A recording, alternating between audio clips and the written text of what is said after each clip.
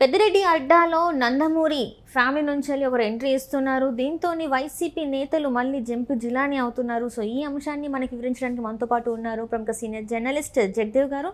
నమస్కారం సార్. నమస్తే సార్, ఇప్పుడు చూస్తుంటే పెద్దిరెడ్డి అడ్డాలో నందమూరి ఫ్యామిలీ ఎంట్రీ ఇచ్చింది కూడా. సో ఇది ఏంటంటే పెద్దిరెడ్డి గారి అడ్డా అని అది తన అడ్డా, అక్కడ ఇంకా వేరే వాళ్ళు ఎవరు రాని పరిస్థితిలో ఇప్పుడు ఇలా అయ్యేసరికి మరి ఏం జరగబోతుంది, అక్కడ పరిణామాలను ఎలా ఉండబోతున్నాయి? ప్రతి దగ్గర కూడా అంటే ఒక రామచంద్రారెడ్డి గారు సీనియర్ నాయకులు పెద్దవారు కాబట్టి, పైగా వైసీపీలో కీలకమైన బాధ్యతల్లో ఉన్నారు కాబట్టి మేబీ ఆయన దగ్గర భయంకో లేదంటే పెద్ద ఆయన గౌరవంకో మొత్తానికి బయటికి రాలేదు. బట్ రోజా గారి నియోజకవర్గంలో ఏదైతే జరిగిందో, చాలామంది నియోజకవర్గాల్లో ఏదైతే జరుగుతుందో, అంటే మళ్ళీ పర్టికులర్గా రోజా గారిని ఎత్తున్నాను మళ్ళీ ఆవిడని అని అనుకోవద్దు. అంటే ఎక్కువగా ఫెమిలియర్గా తెలిసిన పర్సన్ కాబట్టి ఆవిడ మీరు ఎగ్జాంపుల్గా వాడుకోవాల్సి వచ్చింది. ప్రతి దగ్గర కూడా ఏం చేస్తున్నారంటే, ఇన్ని రోజులు వైసీపీ జెండా పట్టుకొని తిరిగిన సీనియర్ నాయకులు ఎవరైతే ఉన్నారో, అంటే సూపర్వైజింగ్ నాయకులు ఎవరైతే ఉన్నారో వాళ్ళు మొహం చాటేసే, లేదంటే గతంలో వీళ్ళు కాళ్ళు ఎగరేసుకునే విధానం ఏదైతే ఉందన్న ఇబ్బంది ఎవరిది వాళ్ళకి గిల్టీగా అనిపించో వాళ్ళు వెళ్లకుండా వాళ్ళు సైలెంట్గా ఉండిపోయి వాళ్ళ కింద ఉన్న అనుచరుల్ని మరి బాబు ఇటొద్దు అటువైపు వెళ్ళి తిరుగురా అని చెప్పే పరిస్థితి వచ్చింది. టీడీపీ వైపు వెళ్ళి తిరుగురా అన్నట్టుగా. మన రోజా గారి నియోజకవర్గం కూడా అదే జరిగింది. అందుకే అంటే ఆవిడ ఎగ్జాంపుల్ తీసుకోవడానికి కారణం అది. సో ఇక్కడ కూడా పెద్దిరెడ్డి గారి మీద గౌరవంతోనూ, లేదంటే ఎందుకులే రకరకాల ఇంకో వేరే కూడా రీజన్స్ ఉన్నాయి. మనం ఆన్ ద స్క్రీన్ చెప్పలేము కొన్ని. అట్లాంటి రీజన్స్ వల్ల మొత్తానికి చాలామంది బయటపడకపోతే ఇద్దరు ముగ్గురు నాయకులు మాత్రం డేర్ చేసి బయటకు వచ్చి కలిశారు. ఎప్పుడు నందమూరి రామకృష్ణ గారని, అంటే ఎన్టీఆర్ గారి చిన్న కుమారుడు, బాలకృష్ణ గారికి తమ్ముడు, అతనే లాస్ట్ అనుకుంటా. ఫస్ట్ ఆయన కూడా రామకృష్ణ ఆయన ఉండేవారు. ఆయన చనిపోయిన తర్వాత మళ్ళీ లాస్ట్ కుమారుడు ఈయన పేరు కూడా అదే పెట్టినట్టున్నారు. నాకు చిన్న కన్ఫ్యూజ్ ఉంది, అది తెలియదు. బట్ ఆయన పేరు మీద స్టూడియో కూడా ఉండేది, రామకృష్ణ సినీ హార్టికల్చర్ స్టూడియో అని మన తార్నాకలో ఉంటుంది. సో అట్లా ఆయన ఎప్పుడైతే మరి బాలయ్య గారు ఖచ్చితంగా బాలయ్య గారి కోసం సపోర్టివ్గా ఉన్నారు. తర్వాత నందమూరి తారక రామారావు గారు, స్వర్గీయ నందమూరి తారక రామారావు గారు పెట్టిన పార్టీ కాబట్టి ఆబ్వియస్లీ నందమూరి కుటుంబ సభ్యులు అందరూ కూడా టీడీపీకే ఫేవర్గా ఉంటారు. అది ఎవరు అవునన్నా కాదన్నా. ఈవెన్ ఎన్టీఆర్ గారి విషయంలో కూడా చాలా జూనియర్ ఎన్టీఆర్ గారి విషయంలో కూడా ఆయన పార్టీకి పనిచేస్తాడు, ఆయన ఫేవర్గా ఉన్నాడు. లేదా వైసీపీ నాయకులు లేదా కొడాల నాని గారు ఆయన ఫోటో వాడుకున్నప్పుడు ఖండించలేదు. ఇవి వచ్చినా కూడా ఆయన ఇప్పుడు చెప్పాడు, తాతగారు పెట్టిన పార్టీ, తండ్రి గారు పనిచేసిన పార్టీ, నేను దానికి కాకుండా వెళ్ళిపోతాను, ఎప్పుడే పిలిచినా సిద్ధమే అని కూడా చాలా సందర్భాలు చెప్పారు ఎన్టీఆర్ గారు కూడా. సో ఇప్పుడు ఆయన సినిమాలు బిజీగా ఉన్నారు కాబట్టి ఆయన్ని మళ్ళీ ఇందులోకి తీసుకొచ్చి బదనాం చేసే సబ్జెక్ట్ పెట్టద్దు ఇప్పుడు. సో ఇప్పుడు ఈ రామకృష్ణ గారు టీడీపీ తరపున క్యాన్వాసింగ్గా కానీ లేదా మాట్లాడుతున్నప్పుడు ఎప్పుడైతే ఈయన పెద్దిరెడ్డి రామచంద్రరావు గారి నియోజకవర్గంలోకి ఎంటర్ అయ్యారో కొంత ధైర్యం వస్తుంది కదా. సీనియర్ నాయకులు ఎన్టీఆర్ గారు అబ్బాయి వచ్చేసారనికి ఆ ధైర్యంతో ఎవరైతే ఇంతవరకు ముసుగులో ఉన్నారో, ఇంకా భయంతోనో లేదా గౌరవంతోనో సైలెంట్గా ఉన్నారో వాళ్ళు కూడా ఎన్నికల ముందు ఒక్కసారిగా ప్లేట్ ఫిరాయించడం అనేది కూడా అది కోలుకోలేని దెబ్బ ఒక విధంగా.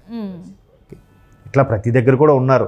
ఏదంటే ప్రభుత్వం మాది కదా అని చెప్పి కాలు రగరేసి వాళ్ళ మీద రుబాబుగా బిహేవ్ చేసిన వాళ్ళందరూ కూడా ఈరోజు గిల్టీగా ఫీల్ అయ్యి, ఒకటి అందులో ఉండలేక, రెండోది పక్క పార్టీలకు తొంగి చూడలేని పరిస్థితి అయిపోయింది.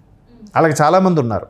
అందుకు వాళ్ళు ఏం చేస్తున్నారు, ముందు వాళ్ళ అనుచరుని, ఎవరు బాబు నువ్వు వెళ్ళి తిరుగు, నా గురించి చెప్పు ఆయనకి నాయకుడికి, తర్వాత నేను వచ్చి మెల్లగా జాయిన్ అవుతాను అంటే రిజల్ట్ వచ్చాక మెల్లగా వెళ్తారు. వీళ్ళ కాన్సెప్ట్ అది. అంత చాలా మెదువుగా ఉంటారు. అంటే ఒకవేళ ఏమైనా తేడా కూడా వెళ్ళిపోదాం, బాగుంటే అటు వెళ్ళిపోదాం అన్నట్టు కూడా ఉన్నారు నాయకులు. అలా కూడా లేకపోలేదు. ఇంకోటి ఏంటంటే, అరే 5 ఏళ్ళుగా మనం ప్రభుత్వంలో ఉన్నాం కదా అని చెప్పి రుబాబు ప్రవర్తించిన మనం ఒక్కసారిగా మళ్ళీ అన్న మా దగ్గరికి వెళ్తే వాడు ఏమని ముఖం చూస్తాం, ఎరా ఇప్పుడు తెలిసి వచ్చిందా మీకు, సరే ఇప్పుడే నా దగ్గరకు వచ్చి ఉన్నారు, మా దగ్గర కుక్కిని పెయిన్లా పడున్నాంట్రా అని అన్నాడు అనుకోండి, వాళ్ళకి చాలా గిల్టీగా అవమానంగా ఉంటుంది. కాబట్టి చాలామంది స్తబ్దుగా సైలెంట్గా ఉండిపోవడానికి కారణం అదే. సో ఈ అందరూ ఇప్పుడు లోకేష్ గారు భార్య బ్రాహ్మణి గారు, భువనేశ్వరి గారు ఎప్పుడు మహా అయితే కుప్ప నియోజకవర్గంలో ఎప్పుడైనా కనబడేవారు కానీ ఎన్నికల నేపథ్యంలో జనరల్గా గడపకు వెళ్ళడం కానీ ఎవరికి తోచిన వాళ్ళు క్యాన్వాసింగ్లో పాల్గొంటూనే ఉన్నారు. సో ఇక్కడ రామకృష్ణ గారు కూడా పార్టిసిపేట్ చేసినప్పుడు ఎవరెవరైతే ముసుగులో ఉన్నారో వాళ్ళందరూ బయటికి రావడం ఒక విధంగా మ్యాక్సిమం అందరికీ అర్థమైందండి. కాకపోతే మేకపోతు గాంభీర్యం అంటారు చూసారా, అట్లా ఆ గాంభీర్యంతో బిహేవ్ చేసి మాకు వైనాట్ 175 వచ్చేస్తాయని అనుకుంటున్నారు కానీ అంటే ఇప్పటికీ నమ్ముతున్నారంటారా ఇంకా మాకు ప్రజలు మా సైడ్ ఉన్నారు? ఎందుకంటే ఇక్కడ చూస్తుంటే గ్రామీణ స్థాయిలో ఇప్పుడు వ్యతిరేకత పెరిగింది వైసీపీకి అని చెప్పేసి వార్తలు వస్తున్నాయి. అది కూడా ఎందుకంటే ఈ ల్యాండ్ టైటిలింగ్ యాక్ట్ వల్ల ఇప్పటివరకు ఒక పాజిటివ్ ఉన్న వాళ్ళు కూడా అరే జగన్మోహన్ రెడ్డి గారు ఇది చేశారు అది చేశారు అని కొంతమంది ఎవరైతే ఉన్నారో ఇప్పుడు వాళ్ళు కూడా ఆయనకు వ్యతిరేకంగా మాట్లాడుతున్నారు అని చెప్పేసి వార్తలు వస్తున్నాయి. సో దీనివల్ల ఇంకా మైనస్. అండ్ ఇప్పుడు వీళ్ళు ఇప్పుడు 4 రోజులు ఉన్న ఈ క్రమంలో వీళ్ళు మళ్ళీ జంప్ అవ్వడం ఇంకా అది ఇంకోటి ఏంటంటే వీళ్ళకి పబ్లిసిటీ పిచ్చి ఒకటి ఉందమ్మా బాగా. ఇప్పుడు చెట్లకు కూడా ఆ 3 రంగులు వేయడం, ఆయన ఫోటోలు, ఆఫీసులకి ఆ బొమ్మలు వేయడం, ప్రతిదానికి ఆయన ఫోటో, ఈవెన్ పాస్బుక్ మీద కూడా ఆయన ఫోటో. ఎట్లా అదేమైనా 100 రూపాయల నోటు మీద గాంధీ బొమ్మ కాదు కదా. అట్లా కొంతమందికి ఆ ఫీలింగ్ ఉంటుంది, నా దీని మీద వీడి ఫోటో ఏంట్రా అనే ఫీలింగ్ ఉంటుంది. అంటే వాళ్ళది ఏంటంటే మేము మా చెమట వచ్చి కష్టపడి ఖర్చు పెట్టి కొంచెం సంపాదించుకున్న మనీ ఈయన ఫోటో ఏంటి, అసలు ఈయన ఫోటో ఎందుకు వేయాలి, అసలు దీని వెనకాల కథ ఏంటి అని చెప్పేసి చాలా ఇబ్బంది పడుతున్నారు. పబ్లిసిటీ పిచ్ ఏదైతే ఉందో, ఇప్పుడు కేంద్రం ఇప్పుడు రేషన్ అలాంటివి కేంద్రం కొన్ని నిధులతో రాష్ట్రం కొన్ని నిధులతో కలిపి ఇచ్చే వాటి మీద కూడా వీళ్ళు ఫోటోలు వేసుకొని కేంద్రం ఫోటోలు అయిపోతే ఏమవుతుంది, మేమిస్తే వీళ్ళు ఏంటి వేసుకుంటున్నారా, మా పేరుని వీళ్ళు డప్పు వేసుకుంటున్నారా అన్న ఫీలింగ్ ఉండదా? మేము ఇచ్చింది మేమైతే యాడ్లు వీళ్ళు వేసుకుంటున్నారు అన్నట్టు ఫీలింగ్ ఉంటుంది కదా. బట్ అది సైలెంట్గా ఓర్చుకుంటూ వచ్చారు అసలు. ఇప్పుడు సామాన్య ప్రజలు ఇంకేం చేస్తారు, ఇదేంటిది తన కుటుంబము తన ఆస్తికి వచ్చేసరికి ఎవడైనా రెబల్ అయిపోతాడు.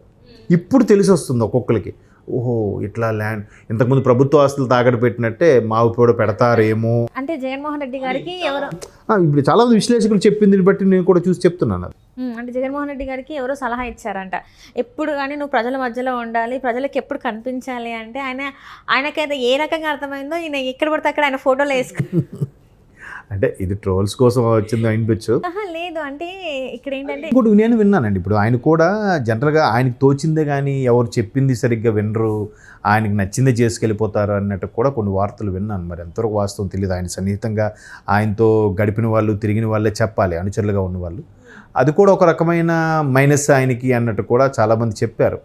బట్ నడిచినంతకాలం నడుస్తుంది ఎవరికైనా స్టారు. ఒక్కసారి టార్ తిరగబడిందంటే ఇంకేమి ఉంటుంది, టైం పడుతుంది. అదే ఇప్పుడు ఎప్పుడైతే ఈ పాస్బుక్ల మీద ఫోటోలు వచ్చినాయో అప్పటి నుంచి వెళ్ళి ఇంకా వైసీపీకి పతనానికి కారణం ఇంకెక్కువైందని చెప్పేసి ఆ పార్టీలో నేనైతేలే అనుకుంటున్నారని చెప్పేసి కూడా వార్తలు వచ్చాయి.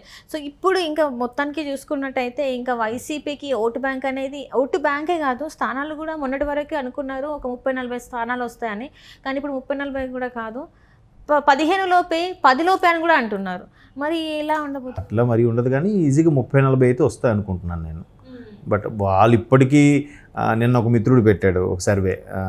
ఇప్పుడు జనరల్గా టీడీపీ వాళ్ళ సర్వే ఎలా ఉంటుందంటే 10లో 7 మాకు వస్తున్నాయి, 3 వైసీపీకి ఫేవర్గా ఉన్నాయి అన్నట్టు చెప్తున్నారు టీడీపీ వాళ్ళు. ఇందాక కూడా ఒకటి స్టేటస్ చూపించాడు, చూడండి 3 వైసీపీకి ఉన్నాయి 7 టీడీపీకి ఉన్నాయి. బట్ వైసీపీ వాళ్ళు పెట్టిన స్టేటస్లో 10కి 10 వైసీపీకే ఉన్నాయి, టీడీపీకి ఒక్కటి కూడా లేదు. అది కూడా టీడీపీ బొటాబొటి మార్కులతో ఏదో కష్టపడి ఏవైతే కష్టమైన పోలింగ్ స్టేషన్లో వాటి వరకు కూటమి అంతా కలిపి 30 స్థానాలు సంపాదించుకుంటుంది అన్నట్టుగా వాళ్ళు చూపిస్తారు. అది మరి అది వాళ్ళకే వదిలేదు. మరి నమ్మేదైనా అబద్ధమైనా అతికినట్టు ఉండాలి కదా, అట్లా మరి అలా జరిగిపోతుంది. సో వీటన్నిటి అంశాల మీద ఏమవుతుంటే ఒక్కొక్కరుగా ఇప్పుడు రేపు 13 అయిన తర్వాత ఇంకెంతమంది రివర్స్ అవుతారు